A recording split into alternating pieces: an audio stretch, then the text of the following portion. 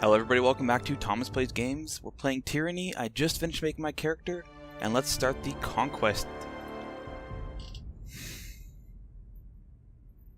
All the world has fallen to Kairos, and now the Overlord's eye is on the Tears, our home. The last corner of the world free of Kairos' reign. Two armies, the Disfavored and the Scarlet Chorus, march south from the Northern Empire, the last realm to fall to Kairos a century prior.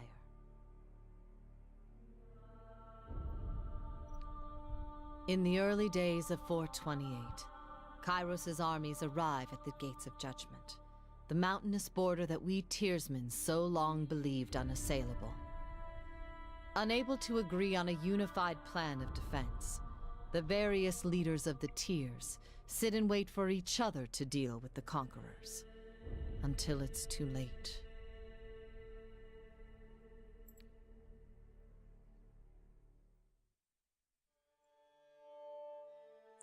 Okay, so during the Conquest, you'll decide your character's actions during Kairos' invasion of the Tears, shaping the world through which your adventures over the course of the game. Through which you'll adventure over the course of the game. Why is there a slider if it doesn't do anything? Each choice you make affects your character and how factions of the Tears respond to you. Your decisions matter. Choose wisely. Will do. 428 TR, Year 1 of Kairos' Conquest. That's cool. The Bastard City. So, named for his position between two realms, Northern Empire and the Southern Tiers. Bastard City and surrounding lands, known as Bastard Tier, is a melting pot of cultures. Okay. So, the Bastard City, whoops. The Bastard City stood on the northern border between Kairos' empire and the Tears. Built upon a natural harbor at the crossroads between realms, the city was a nexus of commerce. To the Tears, it was the center of all wealth. To a northerner, it was little more than a backwater trading post. Its symbolic status as a gateway to the continent made it a natural first target for Kairos' military conquest. Circumstances were ideal for you to prove your worth as a soldier in Kairos' armies. Taking the city will send a message to the rest of the Tears. Kairos' will is insurmountable.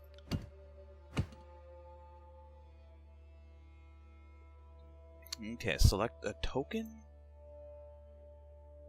Both armies set up their forces, infiltrate the Tears, or Gates of Judgment.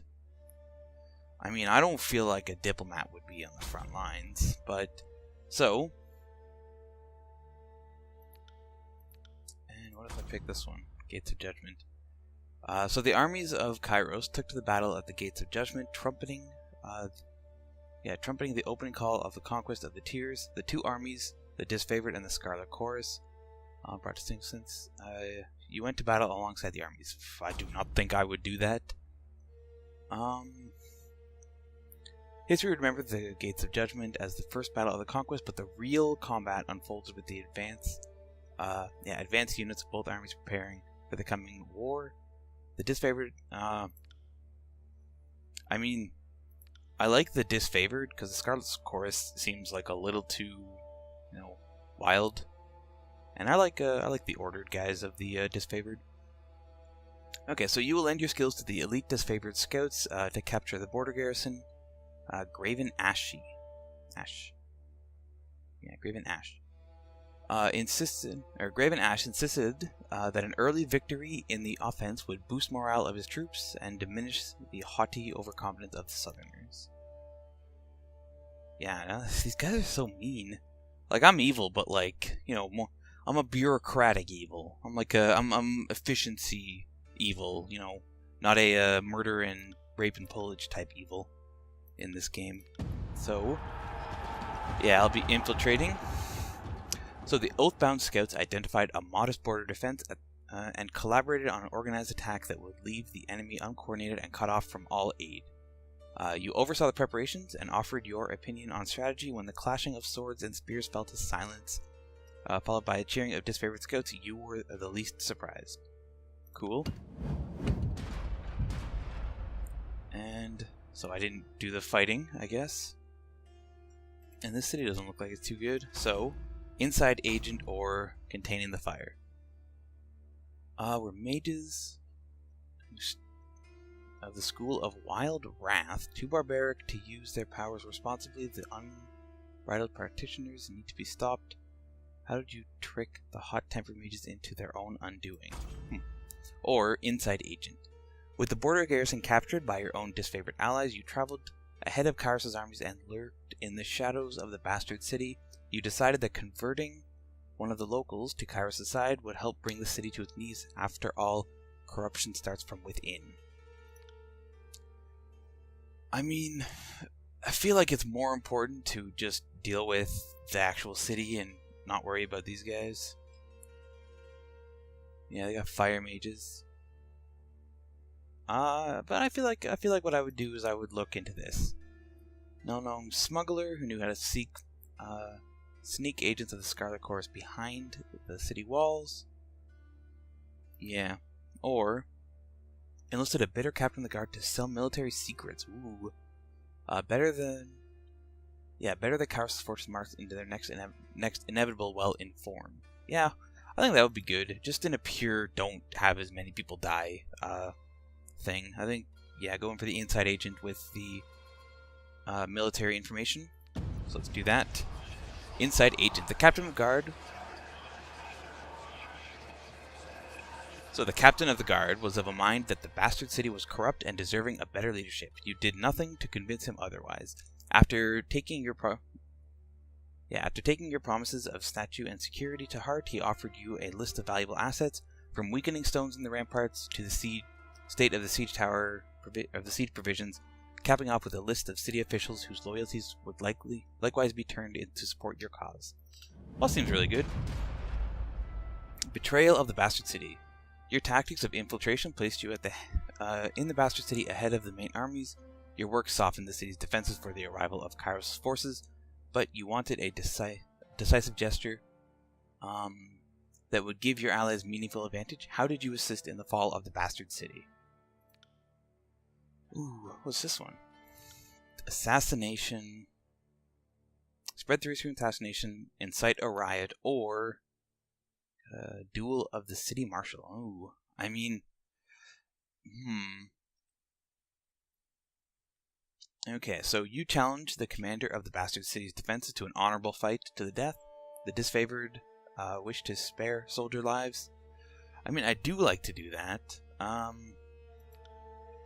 Gosh, these guys are like so not what I'm going for in this game. So incite a riot. Spread the words of Kairos. You can convert the poor and disaffected into a hidden army of the Scarlet Chorus. Yeah, I don't want to minimize life loss, because every life is like, every time somebody dies, it's a huge loss in efficient abilities. Get abilities out of these things. Warriors, reprise. Stand your ground and face defeat. During this time, you will regenerate health rapidly. Okay. Or concealing shadows. Create a cloud of obscuring shadow from dust. Ooh. Yeah, I think the most efficient thing to do for my character would be to just go through the assassinations. I mean, I'm not I'm more of like a it's just not worth it for the to do the duel or incite a riot. And concealing shadows, so create a cloud of obscuring shadows and dust for a short duration. Enemies that use physical attacks against you have a significantly increased chance to miss. During that time, your attacks will also be less effective. That's alright. I don't really need this one where you punch people with hot stuff. So I assassinated lots of people. Okay, so some deaths were quiet and unnoticed, while others were gruesome and beyond words. As a wave of murder overtook the city's elite, your deeds swelled to infamy, but before the armies arrived, no one in the bastard city felt safe in their homes, much less behind their walls. By the time Kairos' forces crested on the horizon, the city was fearful enough to throw open the gates and welcome their new protectors. Well, I feel like that was pretty much what I was going for.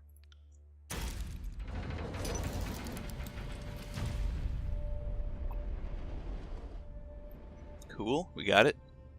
Okay, so the bastard city settled into a new state of normalcy, with every tower displaying Kairos' banner. Your name was whispered alongside the rumors of a decorated career to come. The armies divided into two fronts and migrated south. Tunnon sent word that you were to join the next frontier of Kairos' conquest, either as a judge and overseer of the settlement of Lithael's Crossing, or as a war advisor with the armies advancing to the apex. Ooh. Okay, so this place, deposits of iron made the settlement of Lithael's Crossing a strategic war asset. Kairos sent the forge-bound smith mages of exceptional skill to establish a flow of weaponry. Okay, Tunton. I don't know who Tunton is. So that's down here, apparently. And this is this one. Yeah, Apex is here. So troops stood on... Is this the same one? Yeah, it is. Okay. So, the troops of the mountain realm of the Apex stood idle in their safety of their valley, biding their time as the neighbors in the bastard tier fell. Yeah, it's not very good, but whatever. Not very nice of them, at least.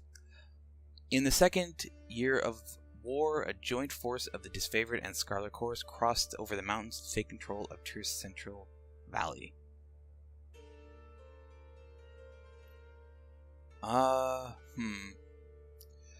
I mean, I feel like taking more stuff here is better. Like going to the crossing to secure more weapons and armor for our legions.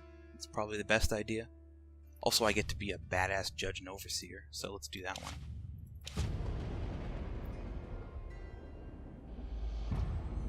.429 TR, Year 2 of Kairos' Conquest. And that's really neat. It pushes it in. Little war table. Okay, so years ago, the Lithaean, the Bold, founded a small merchant town in the intersection of ancient old walls. Weird. A pact between the settlers and mercenary company meant that the caravans were able to travel without fear of bandits or bane. The town thrived in modest insignificance. Lithaean's Crossing drew Kairos' attention for the iron deposits in the surrounding hills. With the region under Kairos' control, the northern smith mages could set up, worship, or refine ore and arm the Disfavored with the finest weapons in the known world. The Archon of Secrets dismantled the mercenary support with a generous bribe, taking the crossing in a bloodless victory. Tunton dispatched you to travel alongside Kairos' forces and bring order to the region. Okay. The iron must flow, or a cult. Siren, Archon of Song, use her arcane charm to lure the locals to join Kairos' army. As a practitioner of the Scarlet Chorus, her efforts were critical to the conscription of new recruits. When the enthralled Disfavored soldiers join her... Interesting. So when a enthralled Disfavored soldier joined her cult, his company feared that the Archon was growing out of control and needed to be stopped. Send her to the front, or destroy her. Or, the iron must flow. Kairos Smith mages worked day and night to create weapons. No one faulted their discretion, yet productivity was low. Or dedication, yet productivity was low. The plans that came to light proved divisive to the Disfavored and Scarlet Chorus. On one hand, any additional manpower was needed for fighters, not forges. On the other hand, the celebrated weaponry of Kairos' armies needed to be fiercely guarded. Get beastmen. Interesting. Or refugees from their recent influx forced to serve. Interesting. I mean, I'd be more concerned with anything like this. I don't know if I want to destroy the cult, though. The Archon of Song ceased her recruitment practices. In Scarlet Chorus tradition, you send the latest batch of cultists from their lines at the Apex campaign, in the front lines of the Apex campaign, and those who survive were welcome to remain in Kairos' military, and the performance would stand as a testimony of the Siren's effectiveness. That seems like the best one. I mean, if you can just enthrall people with your Siren song, I'd say that's pretty good. And yeah, I think I'll do, or I could just go for this one. I don't know. I think I'll do this one. Okay, so the Scarlet Chorus agreed to transfer Siren's latest recruits to the front lines at the Apex campaign. Your resolution fit their traditional model of conscription, so they considered it a fair alternative. In the weeks to come, more of them returned to active duty than even Siren herself expected, likely owing to their obsessive devotion to the Archon and her enchanting music. Well, that's a really useful ability for an evil character to have. Ancient threats. A red anvil. Okay, one of Kairos' Smith mages swore allegiance to the Scarlet Chorus, jealousy, hoarding, and secrets of the Iron Forge. The disfavored dismantled the Smith's immediate return, or demanded the Smith's immediate return. The Scarlet Chorus insisted that they were within their rights to take allegiance from any source. Tempers flared as the forges cooled, and arguments stalled productivity. Enslave the mage or erase his mind. Since the Smith mage would not willingly return to work, you enlisted the disfavored to return to work there in chains, or do other thing. What's this one? Ancient threats. Drawn to the arcane energy around the floor, mystical predators from the nearby old walls began to raid Lithian's Crossing at all hours. Both Kairos' armies reserved their strength for the front lines of the war, and yet the city required protection. You had to delegate. See, this one seems way more pressing. With the largest army, you tasked the Scarlet Chorus.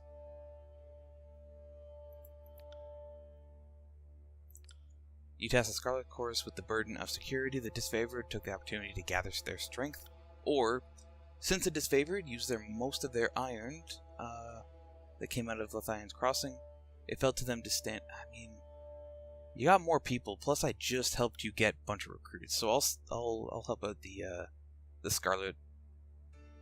Yeah, I'll choose the Scarlet Choruses and side with the disfavored to stop this. Okay, so ancient threats. At your command, the Scarlet Chorus flooded the streets of Lithian's Crossing. Infighting and competition among the unruly gangs made for disorganized patrols and distracted lookouts. However, when an ominous tide of old wall predators assaulted the city in previously unseen numbers, it took the full force of the Scarlet Choruses to repel the attack. Well, that's good. So, who controlled the crossing? Tragedy struck when a mercenary hired by the voices of Nerat injured a forge-bound artisan, leaving him unable to practice his craft. Tutton ordered the mercenaries to leave the city in the hands of Kairos' more responsible servants. Only a token garrison could be left behind, while the armies returned to the front. As the disfavored and Scarlet Chorus showed increasing tension and hostility towards each other, Tutton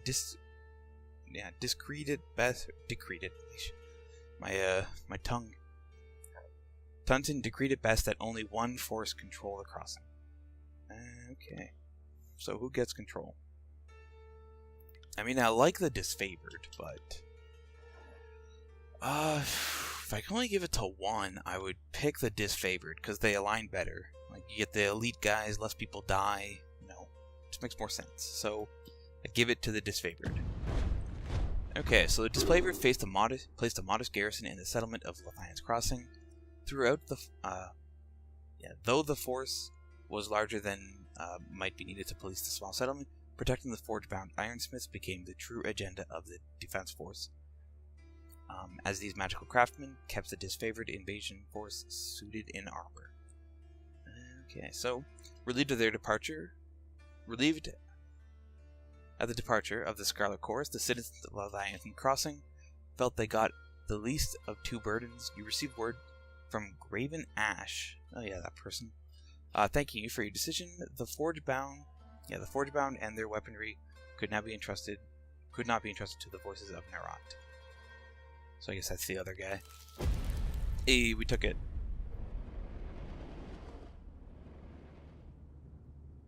Oh, I got 3 options now. There was a lot of things to choose.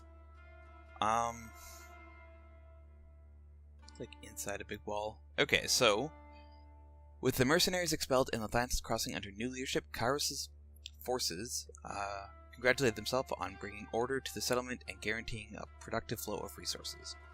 Over the course of this diversion, the army front advanced further into the tiers.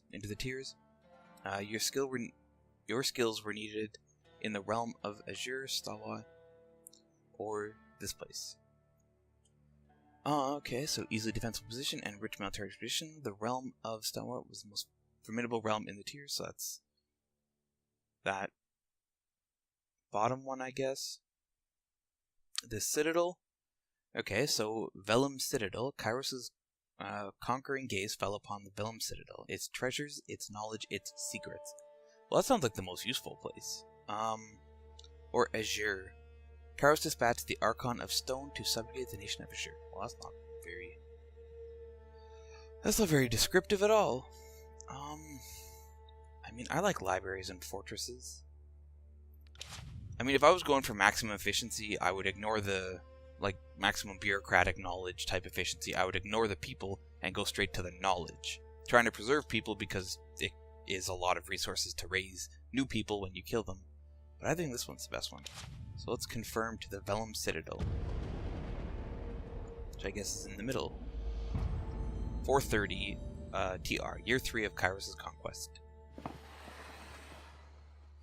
Whew. Okay, so the Vellum Citadel was an archive and library of massive scale. Its inhabitants were known as the School of Ink and Quill and Circle of Mages that centuries ago carved out their own mountain refuges on land unsettled by other major realms. Legends said that the Citadel housed a treasure trove of arcane knowledge. The Overlord's spies infiltrated the school and confirmed as much. The time was ripe to send a detachment of the great library fortress and force the scholars to yield to Kairos. Well, I think that sounds like a good idea. Chain of Command or Song of Ensnarement. Siren, Archon's song, used her power to enthrall the enemy mages who crept beyond the citadel walls. After Kairos' forces rounded up the arcane practitioners, the disfavored began executing the new captives before they could share dangerous knowledge. A crime under Kairos' law with the Scarlet Chorus.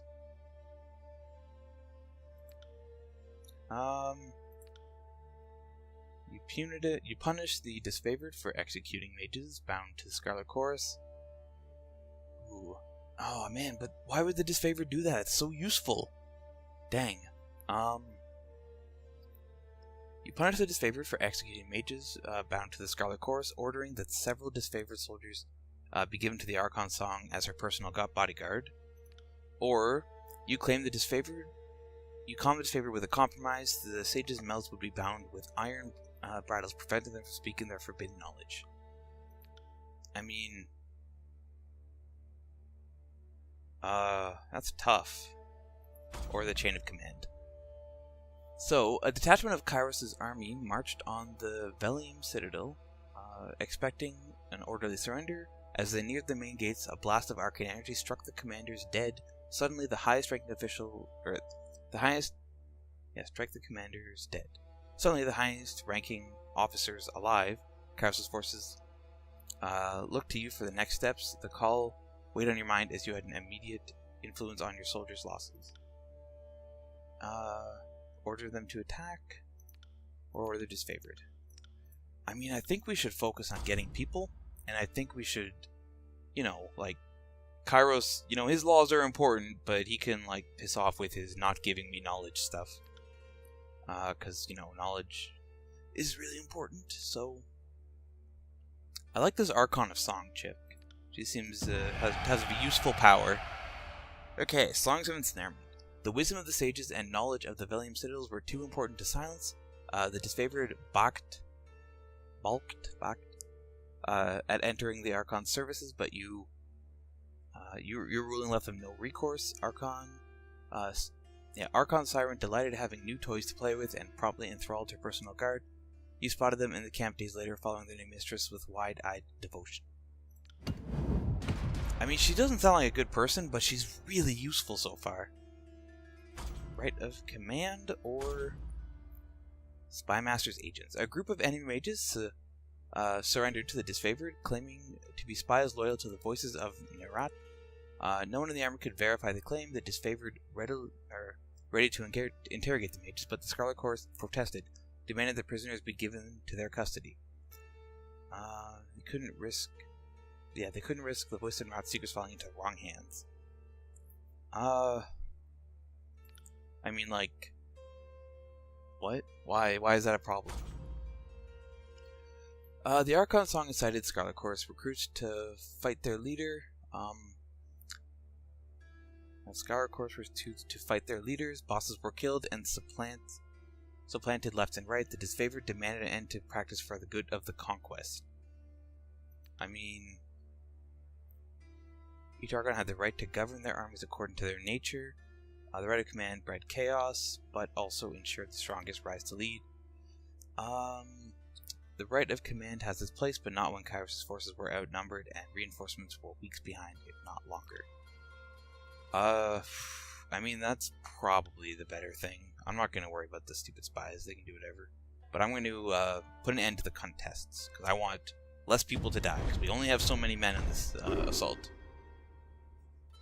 Okay, so the Scarlet Chorus, even the gang bosses, argued in favor of the Ritual Conquest killing. In the end, they agreed to suspend the practice for the remainder of the Velium Citadel campaign. Lacking an outlet to settle scores or deal with the pent-up hostility, tensions flared between the commanders and recruits, who were forced to act against their better nature and communicate. Oh, what a shame. Okay, so the Edict of Fire. Food and morale dwindled as the siege party realized the enemy would win this war of attrition.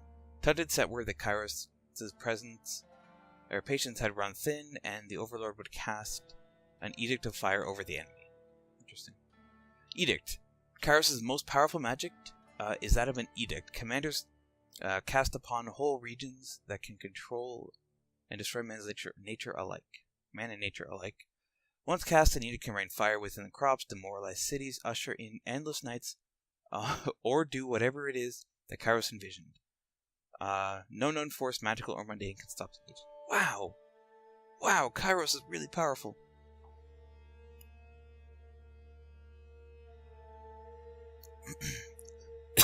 Excuse me. Okay, so... okay, sorry about that. The parchment arrived... The parchment arrived with a slender case of engraved iron, written on it the words of a spell powerful enough to destroy the Velium Citadel. You had a choice of when to read the edict. Reading it at sunrise would offer your enemies no warning of the devastation to come. You could also wait until sunset, giving them ample time to flee or make amends. I mean... so, opting to give the enemy no quarter, your provocation of the Edict of Fire at first moments of dawn granted the enemy no warning of the destruction to come. No, that's really not useful. Claiming that they still had spies within the Citadel, the Scarlet Corps urged you to warn the mages of the Overlord's edict. Granting their request, you met with the enemy under a blue flag of peace and warned them of their doom, giving the Corps spies and the enemy a chance to run. Yeah, do that one. Man, my voice is getting tired. Okay, so you confronted the mages with a warning and hoped the message was received. The hour before sunset, numerous figures were spotted fleeing the Citadel. As the sun dipped under the horizon, you read the words of the edict. The earth shook, and red-orange light glowed in the foundation of the sprawling city. Bubbling up from under the library, a torrent of lava headed with explosive force gushing from the windows and between loose bricks, melting winding trenches in the surrounding land. Days later, the flames still raged on. The conflagration continued, fed by the renewed power of the edict. Well, What the heck, Kairos? I was hoping to get that land. Dang it. Okay, well, so the Edict of Fire. The armies of Kairos left the devastation of Velium Citadel in silence. From that day forward, the Tears came to know this once noble city as the Burning Library. Ooh, spooky and kinda shitty. So there was undisputed loss of resources, knowledge, culture, and life, but the message had been sent. The Overlord will not tolerate defiance. So you didn't have long to rest before Tunton called you into service once more. You were one of the last to depart from these mountains. As you journeyed off, you spotted a few campfires in the mountains. They were mere specks, dwarfed by the inferno, the last grasp of survivors, or perhaps looters from Kairos' army bored and daring enough to pick through the ashes. Well, I hope some people survived. Okay, quest complete. You have reached the end of Kairos' Conquest. Do you want to continue or erase your progress? Well, I don't want to continue. Like, I just did all that work. Okay, high lore skills required to create the most powerful spell combinations. Neat. Yeah, well, that's interesting. My voice is a little tired after reading all that. The year is 431, and Kairos' invasion has shattered all major opposition in the tiers. The Younger Realms, the Bastard Tier, the Free Cities. All who defied Kairos lay broken by battle, or bowed in surrender. The two armies of the Overlord, the Disfavored and the Scarlet Chorus, now control our lands. But our will is not yet extinguished. Not entirely. In the Valley of Vendrian's Well, those of us unwilling to bow to Kairos have banded together in defiance. Violating an oath of surrender from 2 years prior, we have staged a bloody uprising, murdering the Disfavored and Scarlet Chorus garrison in a midnight assault.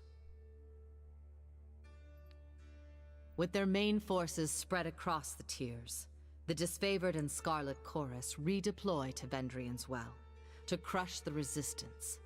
But months pass with no definitive battle. As disagreement and discord paralyze the Archons, we bide our time and wait for our message of insurrection to spread across the tiers. The Overlord is not amused. And Kairos has one message for the Archons. Crush the Oathbreakers, or die. Kairos backs this threat with an edict, a magical commandment that can slay all in the valley should the order be ignored. The honor of proclaiming this edict fell to you. Sent across the mountains to Vendrian's Well, you carry the Overlord's edict to read before the Archons. As you finally make your way through the winding mountain passes into the valley, the ground trembles, and Kairos' magic seals the way behind you.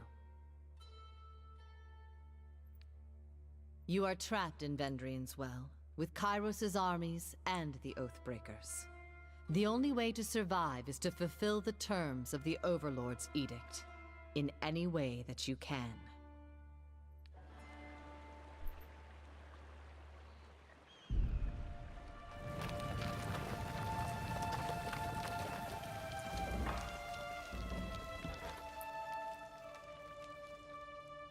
Ooh, I think, well, that's a good place to stop. Got the bleeding eye statue here, somebody talking to me. Yeah, thank you for watching Thomas Plays Games. I hope to see you all next time. Goodbye.